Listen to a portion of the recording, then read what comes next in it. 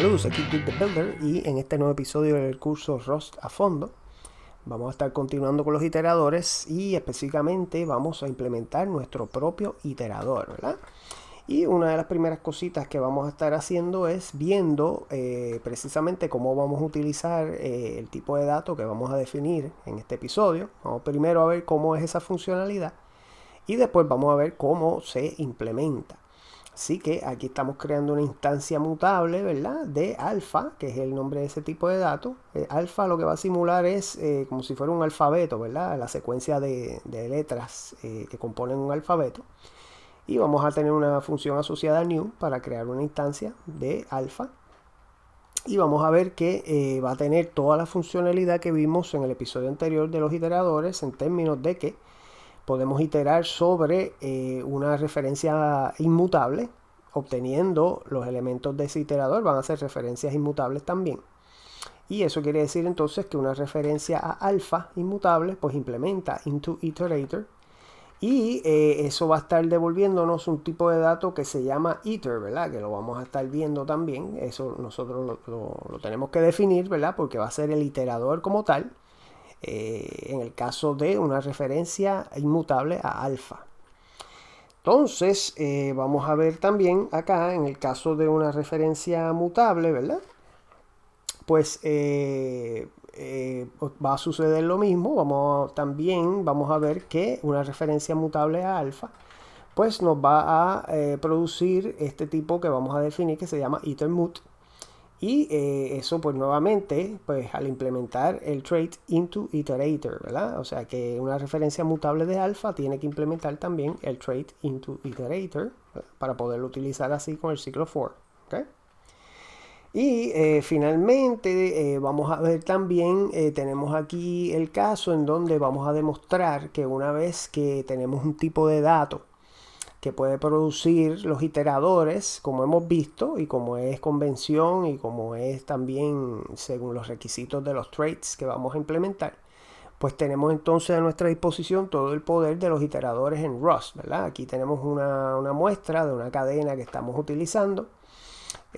Como el tipo de dato de los elementos va a ser string, pues podemos hacer un collect a un string final, ¿verdad? Porque string implementa from iterator y entonces permite que un iterador cuyos elementos son string, pues pueden entonces combinarse para crear un nuevo string, ¿verdad? Básicamente una concatenación. Y ahí vamos entonces a ver cómo podemos, ¿verdad? Utilizar todo eso simplemente con implementar los traits necesarios. Y finalmente, pues tenemos aquí entonces usando el ciclo for directamente en el valor alfa, ¿verdad? Y lo cual quiere decir que se mueve el ownership, ¿verdad? Toma pertenencia a este ciclo for y ya de ahí en adelante, pues no podemos entonces, aquí tenemos esto comentado aquí. Porque si, por ejemplo, elimino el comentario, pues enseguida vamos a ver el error de que pues ese valor se movió, ¿verdad? Y ya no lo podemos utilizar. Así que vamos entonces a ver cómo podemos definir este tipo de dato alfa que tenga este comportamiento, como vimos, ¿verdad? Se comporta como si fuera el vector que vimos ayer, que es parte de la librería estándar. Y Rust nos permite eso. Simplemente pues cuando implementamos los diferentes traits y definimos los métodos, ¿verdad? Que vamos a estar viendo. Aquí básicamente tenemos el tipo de dato alfa, que lo que va a tener es un vectec. Escogí un vectec porque el vector como tal, pues no, cuando una vez que terminamos de insertar, ¿verdad? Todos los elementos, cuando después hacemos el pop de los elementos, pues el orden queda en reversa, ¿verdad? Y la ventaja del vectec es que podemos hacer el pop de la parte de al frente de ese vector y de esa manera pues mantenemos el orden de los elementos tal y como los insertamos, ¿ok? ¿Qué pasa? Que este tipo de dato alfa, pues vamos aquí a tener una implementación, los métodos estándar. Tenemos aquí, vamos a definir una constante que se llama English.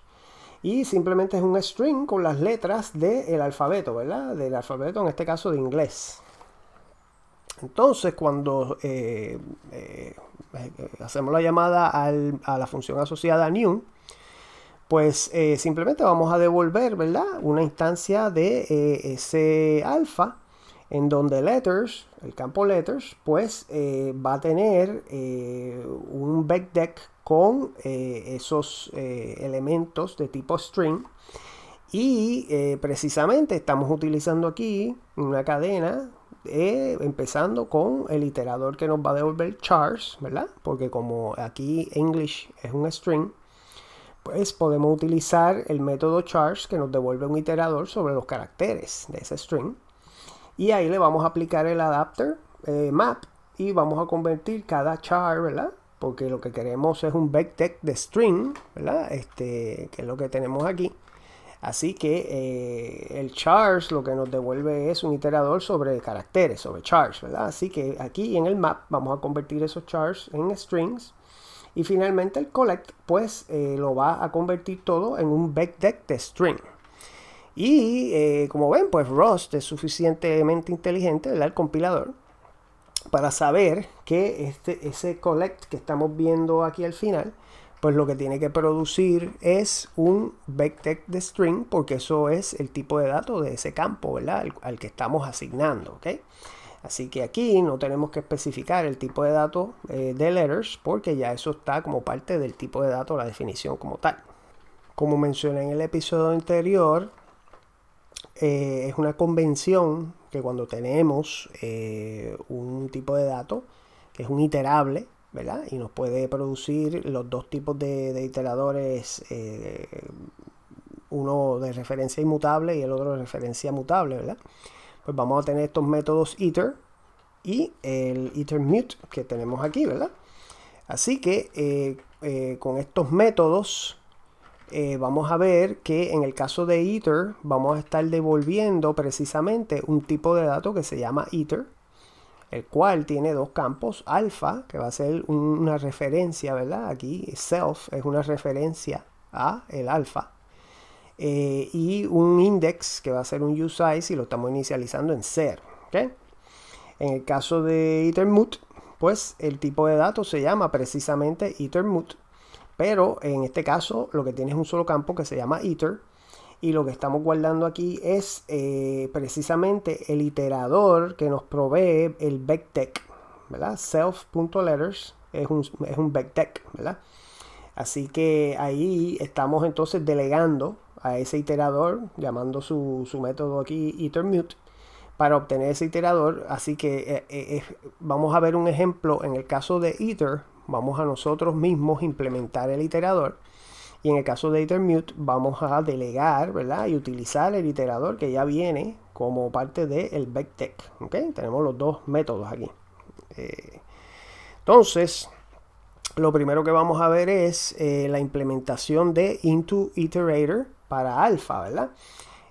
Aquí es en el caso de, por ejemplo, cuando vamos a correr el ciclo for, el que toma la pertenencia, ¿verdad?, la posesión de alfa como tal, y hay una movida ahí del ownership, pues esta es la implementación porque es directamente en el tipo de dato alfa, ¿ok? Y entonces este trait tiene dos tipos de datos asociados. Uno es el item, que es el que va a estar devolviendo cada iteración, ¿verdad?, del iterador que vamos a estar devolviendo.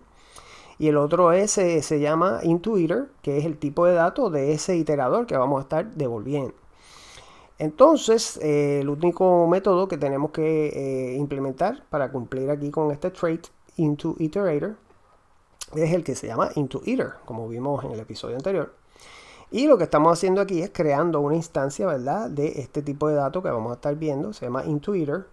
Y en efecto, moviendo self, ¿verdad? Al crear este campo, estamos aquí moviendo a self y asignándolo al campo alfa de este tipo de datos into_iter. Y ahí entonces es donde vemos que se mueve, ¿verdad?, el ownership.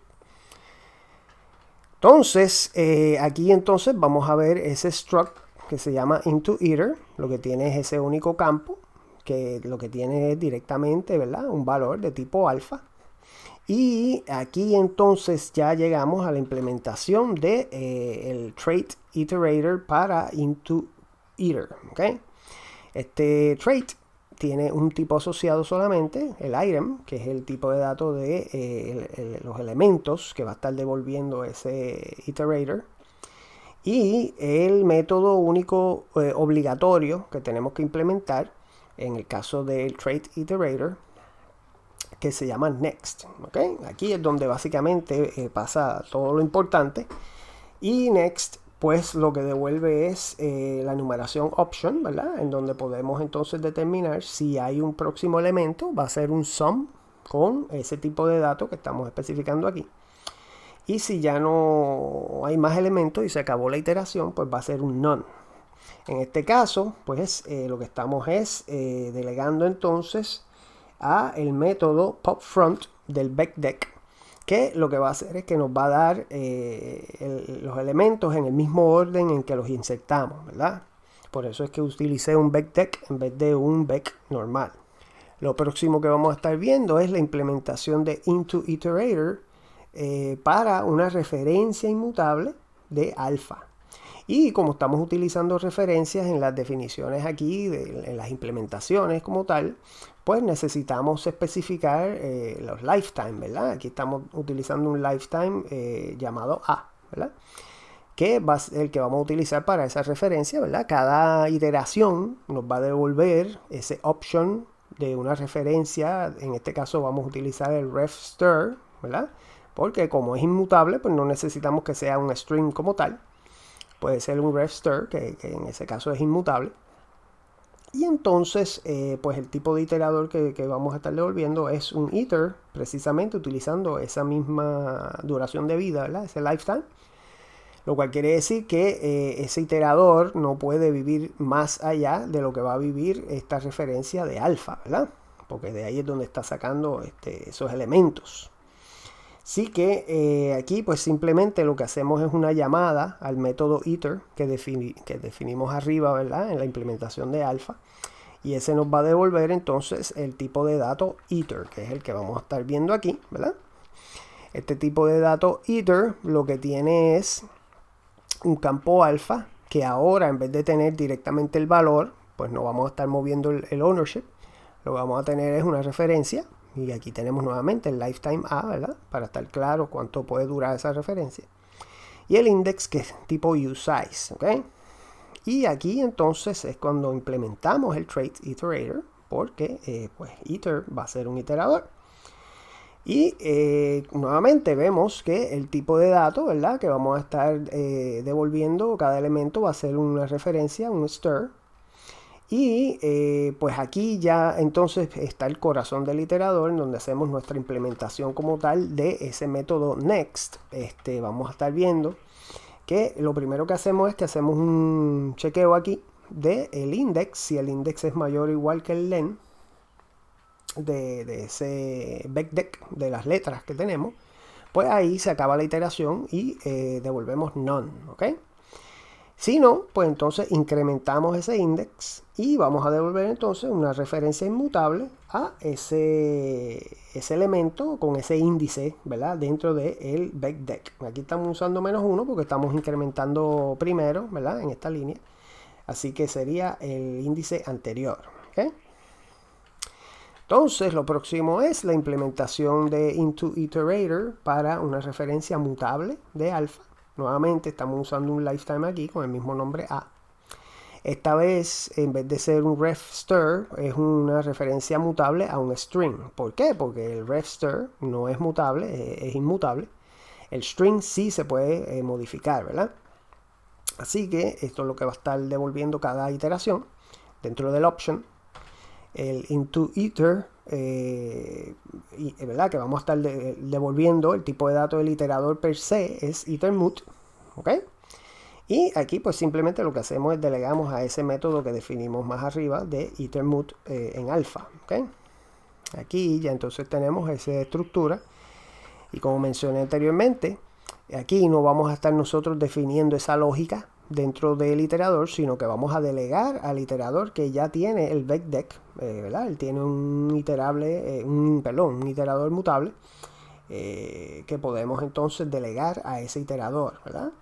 Y se llama también, ¿verdad? Dentro de ese módulo de BECDEC en la librería estándar, ese tipo de datos se llama itermut. Y tenemos que especificar los parámetros genéricos del lifetime, que viene siendo el lifetime A, y el tipo de los elementos, que va a ser el string. Entonces, aquí entonces ya tenemos como tal la implementación de iterador, el tipo de datos de los elementos, ¿verdad? Que va a ser la referencia mutable a string. Y simplemente aquí dentro de next lo que vamos a hacer entonces es a delegar, ¿verdad? Ese campo iter que ya tiene ese iterador, pues llamamos el next, el método next, y él se va a encargar de que pues si hay más elementos, pues nos devuelve el option con el sum, y si no hay nada más en ese iterador, pues el none, ¿ok? Y luego pues ya tenemos aquí main con la funcionalidad que vimos al principio del episodio, ¿verdad? Así que aquí vamos a venir acá al terminal y hacemos el cargo run. Y en efecto vamos a ver aquí, ¿verdad? Que tenemos una ejecución exitosa. En el caso del iterador sobre referencias inmutables, perdón, pues el print que hice, pues le puse, ¿verdad? Esta nomenclatura de la referencia utilizando el ampersand inmutable. Ahí tenemos las letras del alfabeto, ¿verdad? Y luego el print line que demuestra que luego de ese ciclo for sobre una referencia inmutable podemos seguir utilizando, ¿verdad? El tipo de datos. Lo mismo hacemos aquí con la referencia mutable, ¿verdad? Aquí utilizo la nomenclatura y le añado, modificamos cada uno de esos strings añadiéndole un signo de exclamación para demostrar de que sí es mutable y que funciona, ¿verdad? Podemos cambiar el string. Y nuevamente utilizamos entonces aquí un print line para demostrar que luego de ese ciclo for podemos utilizar el tipo de datos porque no se movió el ownership. Aquí tenemos la muestra de utilizando la cadena de adapters y los métodos que nos provee simplemente nosotros implementar estos traits. Ya entonces tenemos disponible todo ese poder de los iteradores en Rust, ¿verdad? Utilizamos skip, map, take y collect. Y con eso pues brincamos las primeras 10 letras del alfabeto. A cada una le añadimos el signo de exclamación, que eso fue lo que pasó, ¿verdad? Con en el caso del iterador mutable, ¿verdad? Así que brincamos las primeras 10, luego esos primeros 10 strings, después tomamos esos próximos 10 strings y en el map lo que hicimos fue convertirlo a letras mayúsculas, ¿verdad? Y finalmente el collect pues lo convierte todo en un solo string nuevamente, ¿ok? Y entonces finalmente pues tenemos aquí el ciclo for que trabaja sobre el valor per se y toma posesión, ¿verdad? El ownership se mueve y por eso después no tenemos otro print line, porque ya vimos que si tratamos de hacer ese print line al final, pues nos va a dar el error, ¿verdad? Así que con esto, pues vamos a ver que simplemente al implementar estos traits en Rust into iterator y iterator, pues entonces nos permite, ¿verdad? Toda esta funcionalidad que vemos que tienen las colecciones y las secuencias dentro de la librería estándar, ¿ok? Esa misma flexibilidad y poder que tienen esos tipos de datos en la librería estándar, pues están a nuestra disposición simplemente si cumplimos con los requisitos, ¿verdad? Como podemos ver aquí, pues simplemente con hacer esas implementaciones de esos traits, pues tenemos todo esta gama, ¿verdad? Como mencioné, el trait de iterator tiene más de 70 métodos y adapters y consumidores que podemos utilizar, ¿verdad? Otro detallito bien importante que hay que tener en mente es que en Rust los iteradores son lazy, son vagos, ¿verdad? Como sería en español. Lo cual quiere decir que cuando se hace esta llamada a iter, o cuando se hace esta llamada a skip, cuando se hace la llamada map, ¿verdad? Todo esto que nos devuelven iteradores nuevamente, no ocurre prácticamente nada. Lo que se hace es que se crea ese nuevo iterador, pero la lógica como tal dentro de ese código que se estaría ejecutando cuando se hace la iteración per se, solo se ejecuta cuando se consume el iterador. Así que si llamamos el método next directamente, pues ahí entonces se ejecuta la lógica para cada una de las iteraciones.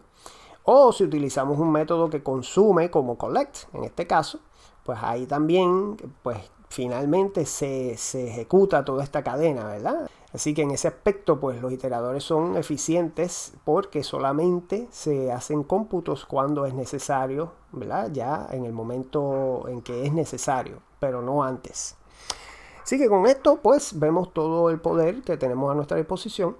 Espero que les sea de utilidad. Si les gustó el video, no olviden darle like y suscribirse para ver episodios nuevos. Aquí Dude the Builder. Hasta la próxima.